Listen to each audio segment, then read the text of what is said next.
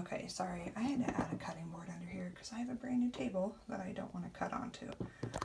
So you can do all of that weeding and everything on a cutting board. See how my paper's starting to come up because I don't have it taped down anymore. But if you have it still taped down, it doesn't, I mean, you don't need it taped down because we're cutting it apart now. So what you're going to do is cut this apart. Guess what? It doesn't have to be straight because I'm going to show you a trick. Technically, you don't want to cut it straight because you don't actually know what is straight because it could have cut crooked or been applied crooked or whatever. So, take all of that off. Here you're left with your image. Alright, so once you have this cut, like I said, if you like it the way this is, cool, you can keep it tilted. If you want this to be centered, what you're going to do is cut it off. Again, does not have to be a straight line. Don't worry about following those lines. That you don't need it. You're just applying the sticker. You don't need it.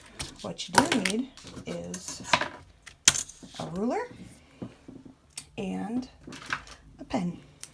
What you're going to do is just put your ruler right under, oh, this is important. You're going to put it right under your letters. But let's say you don't have, so here I have leg and L and D. Both of those have a flat bottom. Both of those flat bottoms are going to be even.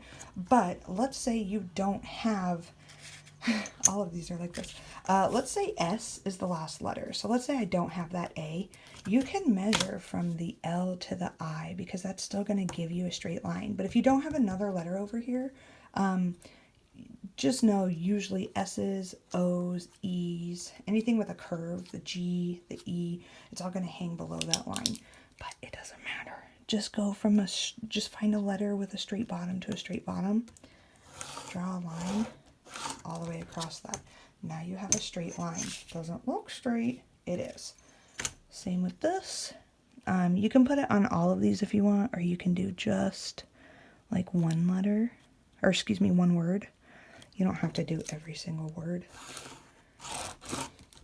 Now you got a straight line. Now it doesn't matter how crooked this is cut. You got straight lines to look at. Now, if you want to find the middle, you can either do that by measuring. If you're really good at math, you need to measure to the outside of that letter, to the outside of the farthest letters. If you're not good at math, I'm more visual, I just fold it. It is easier to fold it on the back. So, sorry, that camera got real wiggly. It's easier to fold it on the back. You're not going to fold it from the outside of the paper. What you're going to do, if I can show you, see the outside of the D? You're going to fold it to where the outside of the F meets the outside of the D. And all I do is just give it a little pinch, just so I can see about where it is. It's okay if you pinch in the middle of the letter, only if you fold it to the back. If you fold it to the front, you're going to get wrinkles. So, fold it to the back. Right? So then you can kind of get an idea of where that line is. Then, don't worry. Push it back out. But now you know where that crease is. And so you can just follow that. And now you have a straight up and down. So now, whatever you're putting it on, you just make sure you use those as guides. So if we want to center the dog on top of those letters, oh, sorry, this video got real messed up. Oh man, it's going to be crooked this whole time. Alright, well, I'm not good at making videos, but I'm good at putting vinyl on. So if you want to put that in the middle, you just do the same thing with the dog. You just find the center of the dog, which